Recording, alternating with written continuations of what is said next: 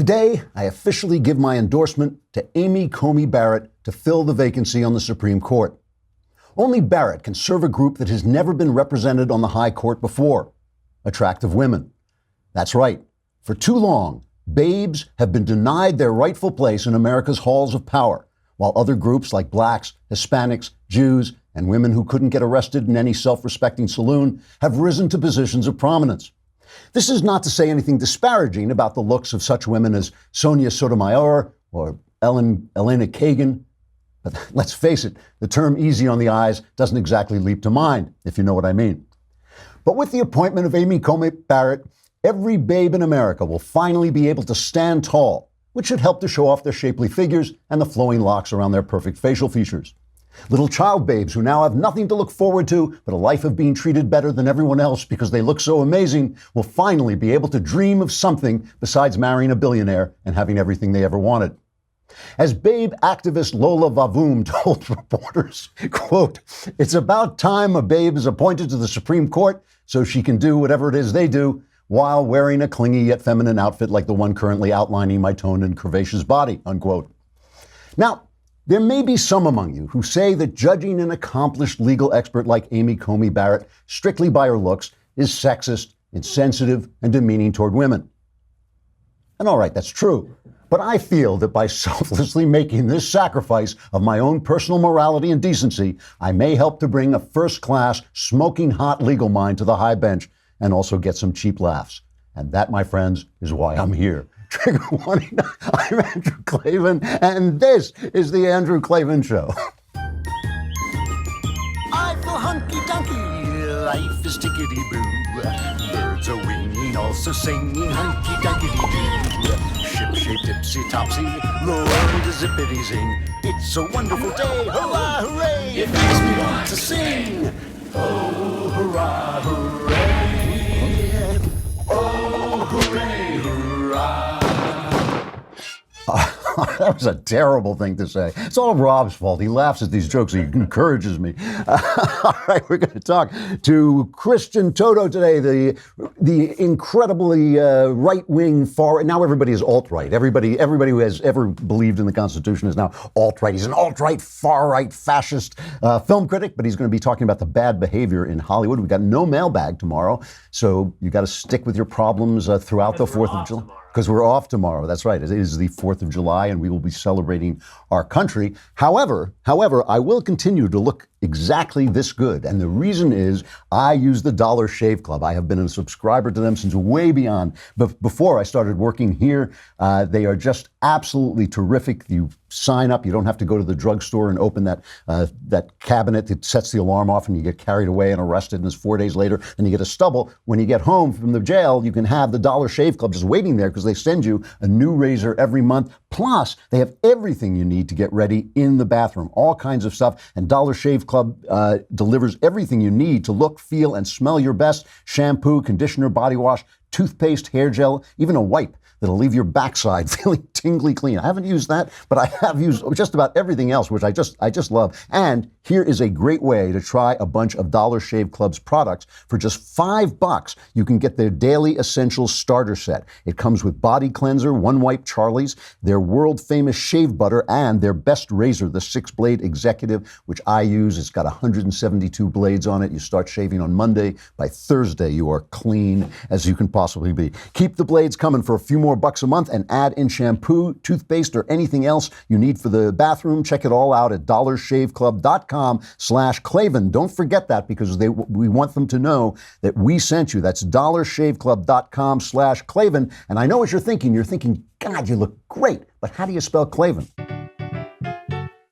You should check our sponsors. You'll love what you'll be saving. But you must remember, there are no E's in Klavan. There's jobs and flowers, crates and wine, and all the folks are raving. But you have to spell it right. There are no E's in Klavan. There's stamps and sheets and mattresses. There's magazines and shaving. But if you want the discount, there are no E's in Klavan. But you can even have them bring the meals that you are craving. There is an E in Andrew, but there are no E's in Klavan.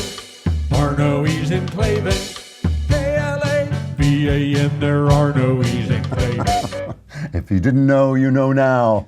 There's no ease in Klavan. I just make it look easy. You know, one of the things that is really gratifying as we come to July 4th is I really believe that the American people are beginning to write their own narrative. They're beginning to not let the press direct their attention. They're beginning to learn to direct their attention to the things that really matter, no matter what the press says. Yesterday, we had this wonderful July 4th special with Jordan Peterson, and both Ben actually brought this up, though it's in Jordan's book as well, is there's a study where they asked a number of students to watch a soccer match and count how many times one team, the white team, how many times they passed the ball.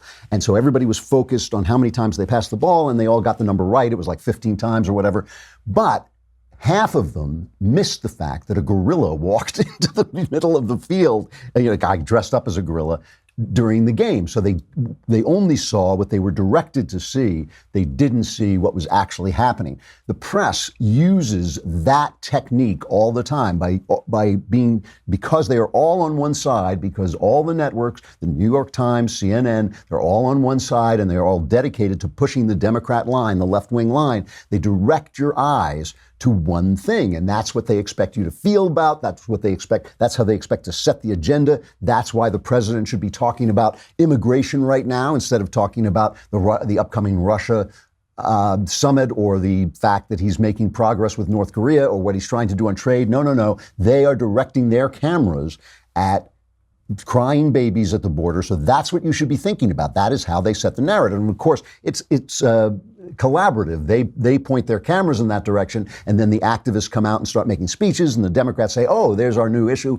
and they start making speeches, and that is supposed to be the narrative of the country. That's supposed to be where the attention goes in the country. It's the same technique that is used by magicians. I love sleight of hand magicians, right? Because they can do amazing things while you're looking straight at them, because all they do is just divert your attention for a single second, and in that second, they pull off the trick. Guys who play three-card Monte do the same thing. I don't mind that because I know I'm being tricked, but with the media, it's very, very different because it's a scam. And the fact that the American people, with Trump in the bully pulpit, with him using Twitter, even though he says things that sometimes are just obnoxious, he is able to set an agenda as well, and we are able to choose what we do. You know, ABC News online, not their TV station, ABC News had an article called "A Fake News Story Exposes a Real Crisis." And this is a constant, was it Evan Thomas? I can't remember who it was who said, we got the facts wrong, but the narrative was right. So this is what they're essentially saying. This is Lauren Peel. She says the Trump administration last year lost nearly 1,500 migrant children whom a government agency placed with U.S. sponsors. Shocking news, but it wasn't true. Now, you remember, if you listened to this podcast, we told you it wasn't true. We told you that these people had just been placed they'd been placed with relatives in America, but some of those relatives were here illegally and didn't answer the phone when people called to check on them. That was all that was going on.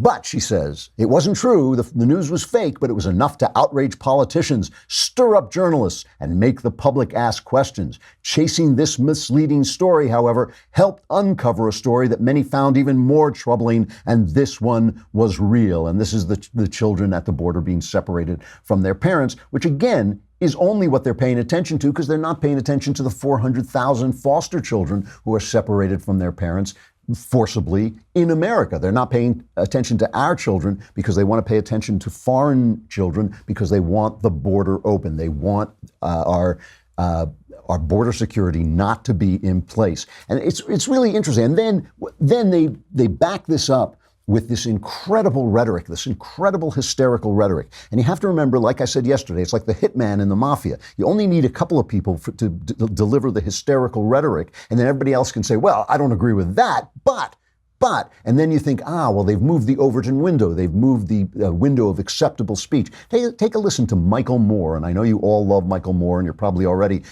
lined up outside the theater to get the tickets for his latest film. But here's Michael Moore talking about you. He's talking about us. He's talking about the people who vote for Trump and what Trump is doing. And this is the backup that the press has when they divert your attention to some crying babies, 2,000 crying babies. I don't want the babies crying. I want them treated well. Still, there are a lot of crying babies, and they choose which ones they're going to film, and then they're backed up by rhetoric like this. This is the beauty and the genius of Trump, and why you have to step back for a second and admire him the way Patton admired Rommel. That Trump, when he says he's going to do something, he's going to do it, and he is relentless. Yeah. He's even though he did what he did this week with the children in the cages, but he's still going to have the internment camps. He's never going to give up on this. Never going to give up on the wall. They are never going to stop. And we never act like that on any of the things that we say we believe in. They are relentless. Right. They are to the core, and we are like, somewhere. So that's how we are, and we have got to stop. Yeah, they are so lovely. They're so lovely. They're like Judy Garland and Wizard of Oz. You know, Shapiro was on Maher's show. I don't know if you saw that. And Maher was talking. Shapiro was great on the Russian stuff. Maher actually couldn't believe that Ben didn't think that Trump was colluding with the Russians, and Ben was pointing out all the great stuff that Trump has done in dealing with the Russians, despite his sometimes soft rhetoric. But I couldn't believe that Maher was sitting there making the argument that the left was more civil. All the incivility was coming from the right. I mean, this is after 50 years of calling us racist, of calling men pigs. And there's Michael Moore calling us MFs, right? He's right there. He's calling us MFs. And then saying how wonderful and lovely they are. They're singing over the rainbow. I cannot believe the self-delusion. And you know, if they didn't have this rhetoric, if they didn't think we were racist, if they weren't pumped up with self-righteousness, they would have to do something else. They would have to ask us why we believe the things that we believe. Why do we believe it's good to have secure borders? First of all, that we should be able to control our own borders, that we should be able to control our population, that immigration and illegal immigration are two separate subjects, two different subjects. But if you look at what's happening in Europe now, it's really interesting. You remember, I guess it was 2015, all these migrants come flowing across the borders, and Angela Merkel, who somehow has become the leader of Europe, I guess because the German economy is so strong. It's like Germany tried twice to destroy these people. They finally did it. Angela Merkel says, we'll manage. That's what she says. We'll manage. We'll take them all in. We'll manage. And she basically gets the EU to insist that everybody take their portion of Islamic immigrants, right? People who are coming in, they're escaping from, but they're not necessarily running to. They're not coming to Europe because they're saying to themselves, you know what? I want to be a European. I want to be a modern Christian type of guy. I want to join Christian Judeo society. That's not what they're saying. They're saying, get me out of here because these people are going to kill me, or there's too much poverty here, or whatever it is chasing them over the border. So they're not coming to get involved. So they come flowing over. Now, and what are the results? What are the results of these open borders? In Denmark, right? This is Denmark. It is one of the nicest countries on earth. This is like wonderful, wonderful, you know, while we're singing songs, it's like wonderful, wonderful Copenhagen, beautiful gem of the sea. You know, this is like listen to the laws they have. They have a new set of laws. They're called ghetto laws. Denmark's government is introducing, this is from the New York Times, I think, it used to be a newspaper. Denmark's government is introducing a new set of laws to regulate life in 25 low-income and heavily Muslim enclaves, saying that they call ghettos. They call them ghettos. They're saying that if families there do not willingly merge into the country's mainstream, they should be compelled to merge. For decades, integrating immigrants has posed a thorny challenge to the Danish model, intended to serve a small, homogeneous population. Leaders are focusing their ire on urban neighborhoods where immigrants, some of them placed there by the government, live in dense concentrations with high rates of unemployment and gang violence. Starting at the age of 1. Now, you're talking about separating children at the border here because their parents have to be deported and have to be imprisoned, and we're not allowed to hold them in the prison with the children, right, after a certain period of time. But now, in Denmark, starting at the age of 1, ghetto children must be separated from their families for at least 25 hours a week, not including nap time, for mandatory instruction in Danish values, including the traditions of Christmas and Easter and the Danish language. Non-compliance could result in a stoppage of welfare payments. Other Danish citizens are free to choose whether to enroll children in preschool up to the age of 6. In his annual New Year's speech, Prime Minister Lars Løkke Rasmussen warned that ghettos could reach out their tentacles onto the streets by spreading violence, and that because of ghettos, quote, cracks have appeared on the map of Denmark. Politicians who once used the word integration now call, frankly, for assimilation. That tough approach is embodied in the ghetto package of 22 proposals presented by the government in early March. Most have been agreed upon by a parliamentary majority, and more will be subject to a vote in the fall. I mean, that is a real crackdown. How would you like it if they suddenly said, oh, you know what, in Muslim neighborhoods, we're going to take children away and teach them about Christmas and teach them about Easter? I mean, that would be un-American, but at some point, if you have open borders, if you don't take care of the culture of your country, if you don't take care of the basic attitudes in your country, you're forced to these extremities. Denmark, is Denmark some kind of fascist country? Absolutely not. It's the opposite. And yet listen to what they're doing. And when you have normal people, good people, open-hearted, liberal people lining up, getting in line next to fascists, you did something wrong. You put them in that position. It's not them. They don't want to be there. I'm sure there are plenty of people in Denmark who feel bad about this, but they got to do what they got to do because their open border system was destructive to their culture. In Germany, Angela Merkel, who has been in power way too long and I think has done a terrible job. I'm not there, but I just think she has made a lot of mistakes.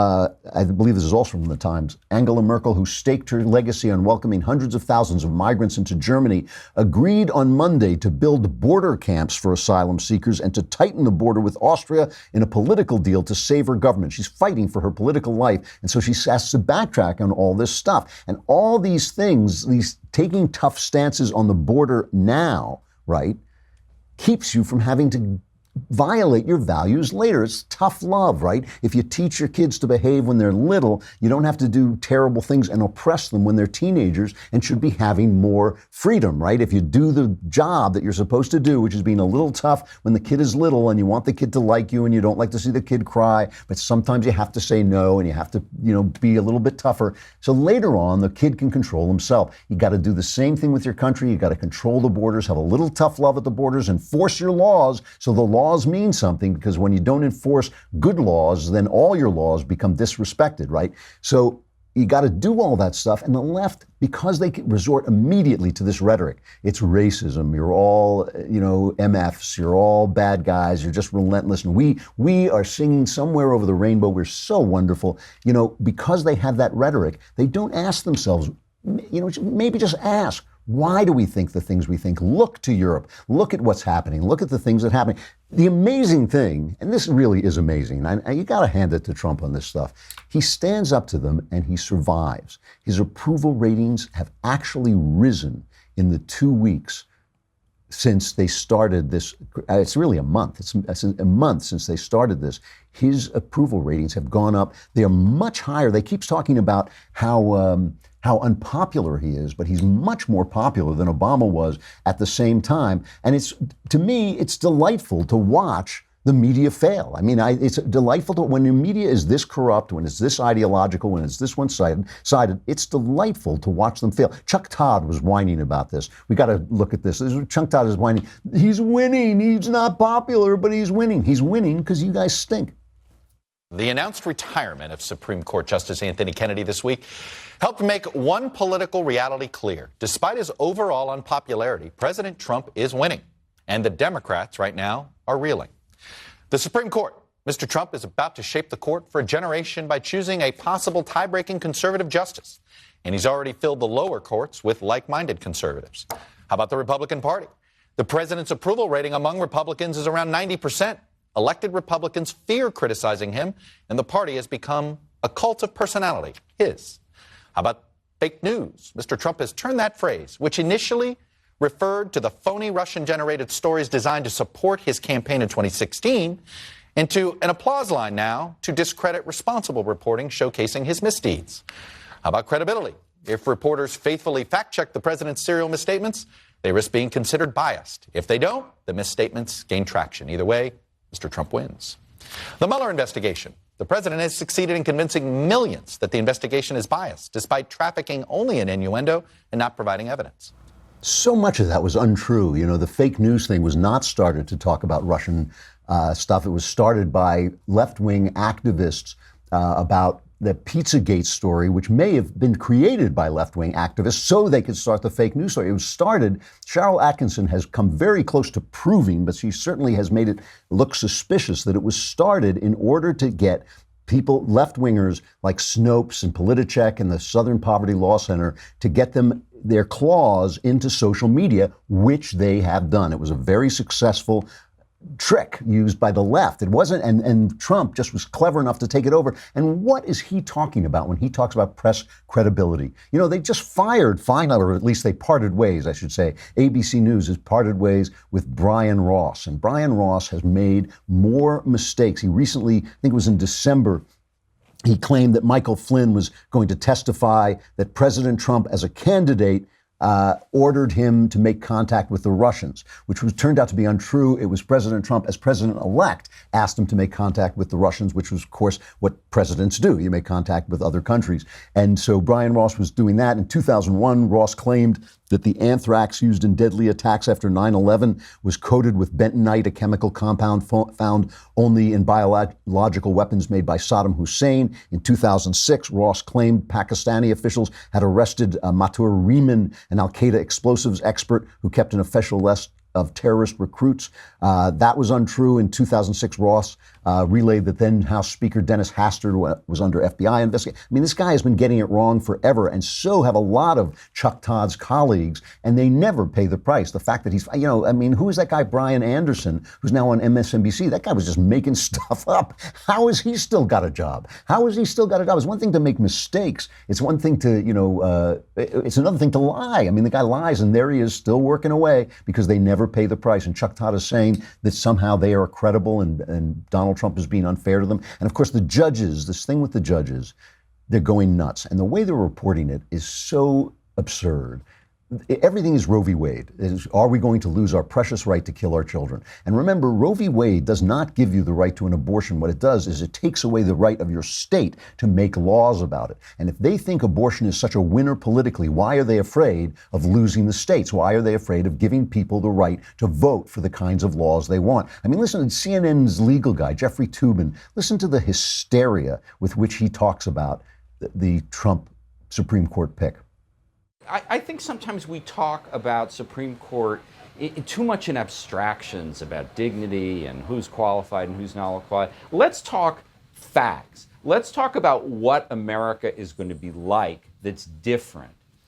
You are going to see 20 states pass laws banning abortion outright, just banning abortion, and because they know that there are now going to be 5 votes on the Supreme Court to overturn Roe v. Wade. And abortion will be illegal in a significant part of the United States in 18 months. There is just no doubt about that. And that's why these seats matter so much. Because you know, one of my favorite lines about the Supreme Court was by Justice Robert Jackson, who served on the court in the 1940s and 50s. And he said, "We are not final because we are infallible. We are infallible because we are final."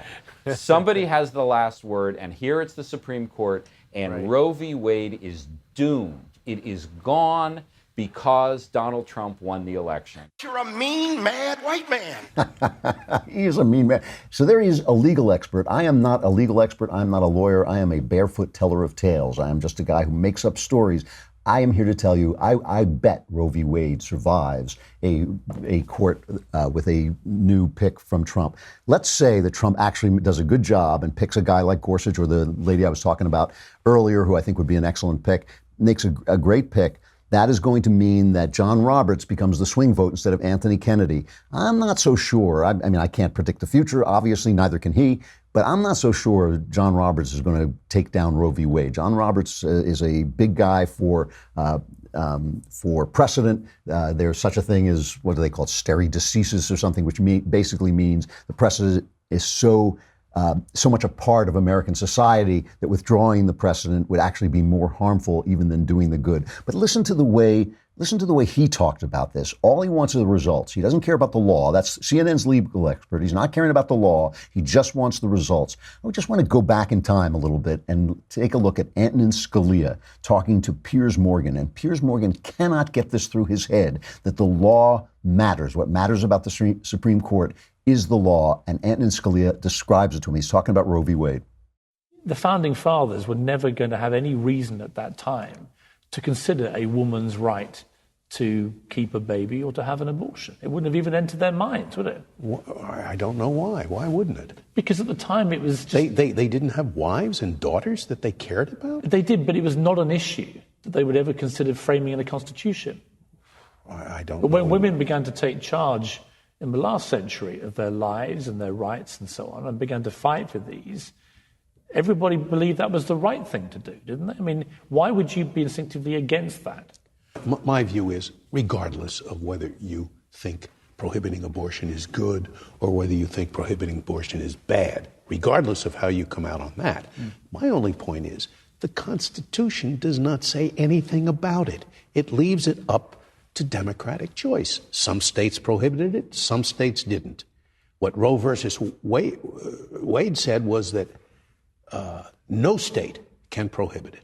That is simply not in the Constitution. It was one of those many things, most things in the world, left to democratic choice.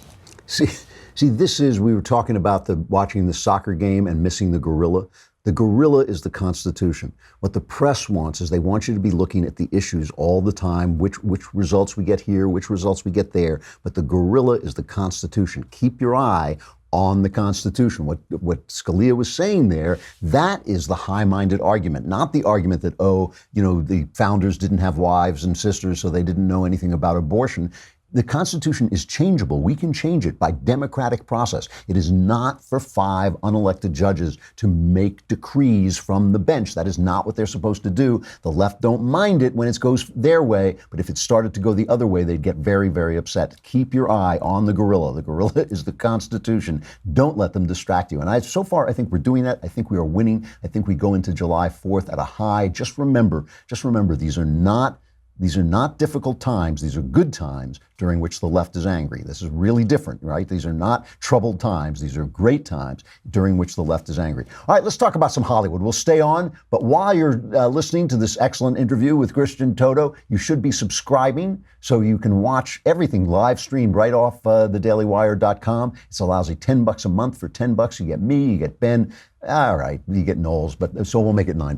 But no, you get me, Ben, Knowles, you get Matt Walsh and his globes, his ridiculous globes, his stupid globes that he's so proud of. And you get, you also can be in the mailbag and I'll answer all your questions and solve all your problems for a lousy $100. You get the whole year, and you're going to need this, folks. It's the Leftist Tears Tumblr. It is filling up like crazy by magic. Christian Toto is an award-winning journalist, film critic, and podcaster. I really like the guy because he really knows movies. Too many people on the right pronounce on movies but don't really understand them. Christian does. I don't always agree with him, but that's all right. I just, take him outside and we slap him around. But no, but he really knows what he's talking about. He's the founder of HollywoodInToto.com and the host of the weekly Hollywood in Toto podcast, which offers a right-of-center perspective on entertainment news. You can find him on Twitter at HollywoodInToto, T-O-T-O. Here is Christian Toto. Hey, Christian, it's good to see you again.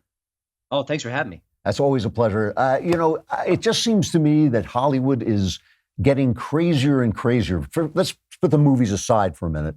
Just off screen, these guys are losing their stuff in a big way. I mean, let's start with Robert De Niro. Just spewing. Do we have to? Well, just as a jumping off point, what is going on? I mean, it's not just De Niro, is it? It's kind of Hollywood-wide almost. I cling to Chris Pratt because he's the one Hollywood star who is positive and upbeat and kind and sweet in all of his social media work. And I'm thinking he could be kicking nuns off camera. I don't know. Yeah. But when it comes to when he's reaching out to the fans, he's just upbeat and positive. And there are so few people like that. It makes him stand out. De Niro has been on this I'm going to punch Trump in the nose tour for a while. Right. And it's just getting worse. And, if you're De Niro, no one ever pushes back at him. No one ever says, hey, Mr. De Niro, maybe you're being a little bit impolite. Maybe the presidency should have some respect. So he gets this constant wave of more press, more adulation. And I'm sure his friends are loving every minute of it. So he can go in the Tony Awards telecast and drop an obscenity and then draw a standing ovation. I mean, it's not just happening in a vacuum. It's It's the support he's getting from the media and his fellow stars. Yeah. And he's not, I mean, I saw Seth Rogen the other day was on TV basically saying that he had dissed Paul Ryan in front of his children. Is that? Here's the thing. Yeah. If you don't want to take your picture with Paul Ryan because you differ politically, it's petty, but I get it. I could see it, maybe. I wouldn't be rushing out to get Maxine Waters and I have a selfie. But when his teen kids are there, and you're going to refuse the photo and then dress down their daddy in front of them. Now, these are teenagers. They're not like 2 and 3 year olds, but it's still their father. They didn't choose his political choices. That is just gross to me. And I've got kids, and my kids are younger than that. But if they were of a certain age and I was insulted directly in front of them, I would feel terrible. They would feel terrible. And this cool, hey, I just met Seth Rogen, took a picture with him moment turned into this, oh, he's a jerk and he was mean to my dad. Yeah. I mean, does this, you got to feel like this has to hurt business somehow. I mean, or am I wrong? Is that too hopeful? Is this hurting business? I mean, I guess De Niro is kind of past his prime, but he could still be playing the commissioner, as they say in Hollywood. At some point you stop playing the hero, you start playing the commissioner of police. But but does this hurt him at all? I think it's hurting the brand, the general brand. Okay. I think what you have now in Hollywood is there are certain brands that are impenetrable. The Marvel movies, for example, certain horror movies, certain rebooted properties. They seem that they're kind of Teflon at this point. But if a De Niro puts out a movie where he's the main attraction, I guarantee it's going to make less money today than it would have maybe 2 or 3 or 4 years ago. So I do think it will have an effect. It can be subtle. It can be more pronounced. Peter Fonda has a new movie out. They did very poorly over the weekend. Was it based on what he said? Possibly. It was a little film with not a lot of attention. So it's hard to directly, but this is, these stars don't realize that there's another star who's younger and better looking right behind them. And they could dazzle us just like they can. And if they're insulting us, we will respond. And I think the more and more conservatives are saying, hey, we can just not do this and get angry.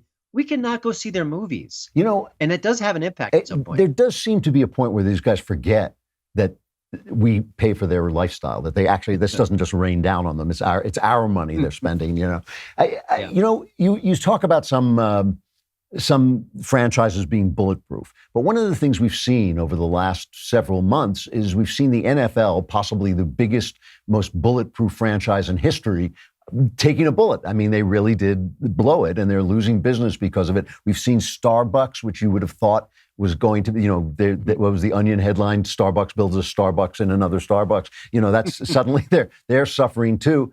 And we saw Solo, maybe the first Star Wars movie to lose money. Is that right? Yeah, and it's amazing. The Solo thing is interesting because I think the film itself wasn't bad at all. Okay. It wasn't political at all. But I think the fallout from The Last Jedi, which is both a mediocre movie and a very kind of socially just movie, I think that really kind of it broke the bond that people had with the franchise. It did for me.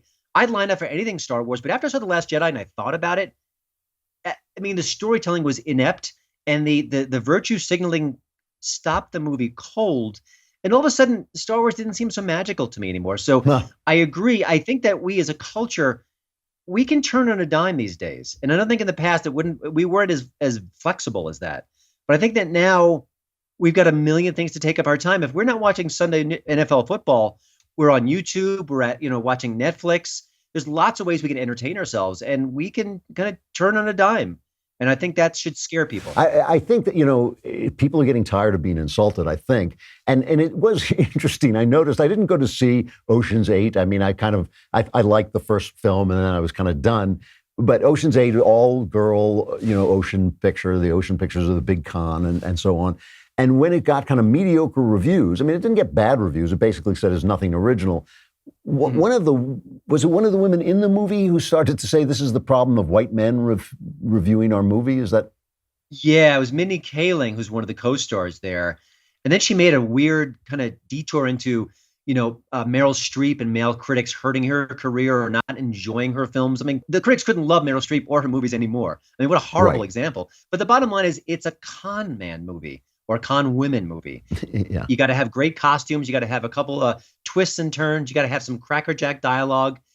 That doesn't mean man, women. There's no divide there. If it's good, we enjoy it. If it isn't, we don't. It was a mediocre movie, not a bad movie. I called it out for that very reason. And it wasn't even political. It wasn't even that Ghostbusters sort of social justice. It just was okay. It's okay to have an okay movie, but lashing out at critics for your okay movie, well, it's not okay. It does sort of bring up the question. There has been this thing in Hollywood going on where women are saying, well, we're not getting paid as much as men.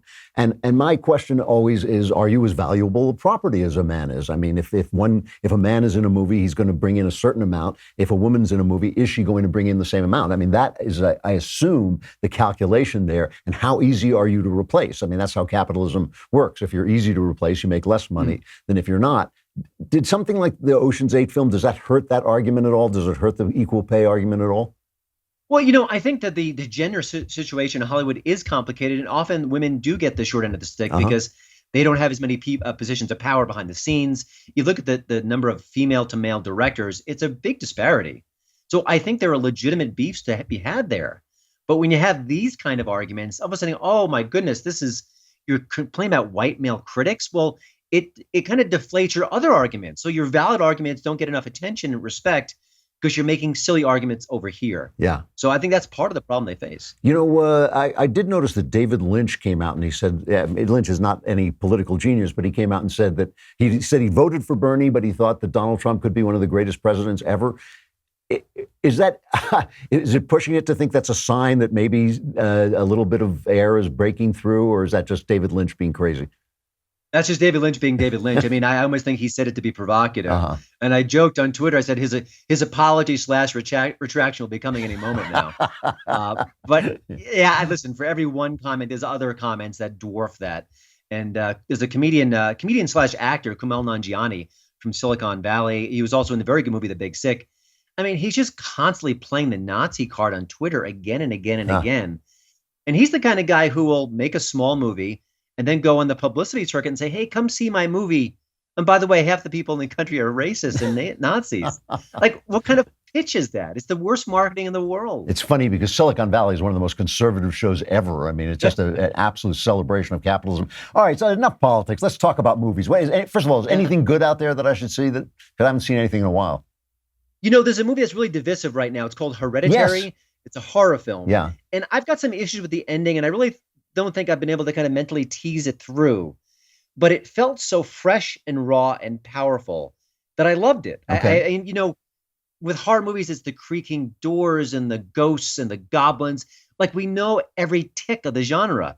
But this felt like it was all new with a first-time director. So I think for that reason alone, you should see it. Okay. And then I thought The Incredibles 2 was very solid. I didn't think it was as good as the first film. What film could be? Right. It had a little bit of female empowerment sort of underlined and italicized. But other than that, it's very enjoyable. That's why the Pixar brand is so rock solid that parents know they're going to have a good time when they take the kids there. So yeah. And even the mediocre Pixar movies are light years better than most films. Huh. It's funny, you mentioned is it Hereditary or Heredity? I think it's Hereditary. It's kind of been a golden age for these small original horror films, starting with, I guess, It Follows, yes, and The Witch, and the Babadook, or whatever it was. It really has been a moment for these films to kind of rise up while they're getting swallowed by all the Marvel movies. It's really been kind of interesting for some reason that this new approach to horror is catching on. Yeah, horror can be very cyclical in popularity. It just ebbs and flows, and it's hard to discern why. But I think the fact that the technology is so much cheaper for filmmakers, and I think studios just say, hey, I can roll the dice with an artist on a horror movie. If it bites me, I'm going to lose a couple million as opposed to 30, 40, 50, 60 million. So maybe they're letting the horror people just, let their voices out. Yeah. I think that often makes the best art. And but you're right, that we've been lucky. And there's been a lot of good low-profile horror movies. And we also haven't seen that glut of really bad 80s slasher movies. And I know people are nostalgic about them, and I am too a little bit, but they weren't that good. I couldn't stand them. I really didn't. I used to call them one-by-one movies. I just couldn't stand them. We have this long-standing argument here at the Daily Wire over comic book movies. My position, talking about Marvel, DC, whatever. And my position has just been that I don't mind one of them or two of them a year, but they just have so glutted the market that I can't, and they all seem the same to me. Do you see any change in that? Is that basically what's going to be going on going forward? You know, if you can release a Black Panther to boffo box office, and then the Avengers comes out 2 months later, and the box office gets even bigger, there's no end in sight. Having said that, I thought Black Panther was very good. I thought Avengers was terrific. I'm seeing Ant-Man and the Wasp this week. I can't wait to see it. So I'm not burned out yet. There's something about these movies. I think they're very high quality. I think the actors are top notch. I think they mostly avoid political arguments. I think Disney's very shrewd about that in the brand management. And maybe it's we don't have a lot of white hat versus black hat anymore in our storytelling. It's the anti-hero. It's the Walter Whites. It's the villains that are a little bit heroic, and that's enough for us. But the good guys in the superhero movies are good guys, and they fight the bad guys. And it's a very morally strong presentation, and maybe that's part of the success. There's a lot of reasons behind it, and also every one of us grew up reading these comic books. I did, and I think seeing them on the big screen in such a spectacular fashion, it's the escapism that we need. Fair enough. The summer movies are coming. What are you looking forward to? You know, I feel like the big guns have fired already. I've actually missed Jurassic World. I need to catch up with that. I was on vacation. I'm hard pressed to find something that I'm super excited about. You know, the first Ant-Man I thought was engaging and fun, and Paul Rudd was perfectly cast, so that one will be enjoyable. Other than that, you know, I think that they often front load the season where a lot of the highly anticipated popcorn movies come out already. So we've seen a lot of them hit the theaters. So I don't know. And nothing is really kind of on my radar that I'm super enthused about. What about that picture with The Rock? It's coming out on my birthday, the one about the skyscraper? The Die Hard reboot? Yeah, is that what it is? You know, it's funny. I love Dwayne Johnson, and I think he's as charming as can be. But when Arnold Schwarzenegger was at the top of his game, he paired himself off with the best directors, the James Camerons, the Ivan Reitmans, and that kept him really high and kept his star power really strong. Dwayne Johnson, his radar isn't as good in that way. So, the movie looks like a cheesy knockoff like Rampage from a couple of weeks ago. So, it may be escapism, it may be fun, but I really want him to use his clout to pick better movies, work with better directors, better screenwriters, because it's very, he's the biggest star right now, but it can go away really quickly. Just ask Jim Carrey. Yeah, and he's also a better actor than Schwarzenegger ever was. I mean, that show he does on HBO, he's quite good. Yeah. Yeah, he's shockingly good. Yeah. Lighthearted, and he does comedy very well, not just the action stuff. But there's something about him when he throws a punch, you got to get out of the way. It's amazing. All right, Christian Toto, it's good to talk to you.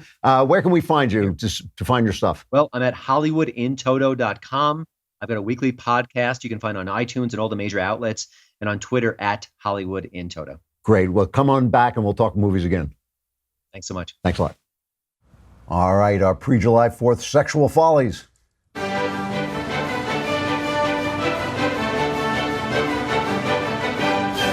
All right, here's a story from Amanda Presto, one of my favorite writers on the Daily Wire, Amanda Prestigiacomo. See, I'm reading it off the page because I can never get it right. I always call her Amanda Presto. But study reveals what women are. We have a lot of good writers, but Amanda is one of the best for sure. A study reveals what women are hardwired to find attractive. Feminists are going to hate it. Turns out women are hardwired to be much more attracted to male protectors who espouse so-called benevolent sexism than men who treat them as equals. Get this, guys. Listen to this, all right? The best part, this is true even for hardcore feminists, scientists found. According to a new study from University of Kent and Iowa State University, scientists, which was published on Personality and Social Psychology Bulletin, women overwhelmingly preferred chivalrous men who viewed women as needing protecting. Researchers classify this apparently patronizing behavior as benevolent sexism. BS. It is BS calling it sexism, but that's what they call it. Or well-meaning sexism. The researchers suggest that women are hardwired to overlook the harmful consequences of BS. This is so stupid because BS mates are perceived as willing to invest, protect, provide, and commit, reads the study's abstract. As noted by the Daily Mail, the research was collected from 5 study groups full of women, with the largest group comprising 233 women and the smallest 104. The females were asked to view scenarios of interactions from men which included men who were kind, but in what is considered a sexist way, and men who treated the women as equals and didn't offer any special treatment. Guess what? They liked the women who protected them better. Women find, this is them speaking, not me, because I find the whole idea that this is sexist to protect women as opposed to normal and right and good and true. I find it ridiculous, but just quoting them, women find benevolent sexist men attractive, not because they are ignorant of the harmful effects that we made up, but despite being aware of them. This suggests that the desirable aspects of benevolent attitudes and behaviors are sufficient to overcome the perceived negative effects. And it gets even worse for feminists, says Amanda, who promote sameness instead of equality for the sexes. They like protective men as well. The only thing I want to say about this is that it takes so much work, so much research and work to establish what we already know to be true, because the left is constantly lying. And so if you're a guy, I have spent my entire life in a feminist environment, which I have completely ignored. I've completely ignored their opinions. I've completely ignored what they want. If they've yelled at me, I've let them yell at me. I just go on doing what I have opened doors for women when women have actually stopped and scolded me for it. And I've told them it was my choice to open the door. They didn't have to walk through it if they didn't want to. I have lived my life ignoring feminists completely. I suggest you do exactly the same. Do not listen to the women on television, because they're not the women you're going to go out with. They're not the women who are going to make your home. They are not the women who are going to mother your children. They find those women who are normal women, and you will be very happy. Just ignore them, because the only power they have is you paying attention to them. All right, have a wonderful, wonderful 4th of July. Remember what I said, these are not troubled times. These are great times during which the left is angry. So get your leftist tears tumbler ready, start the barbecue, and have a wonderful time. And we will see you here on Thursday. I'm Andrew Klavan. This is The Andrew Klavan Show.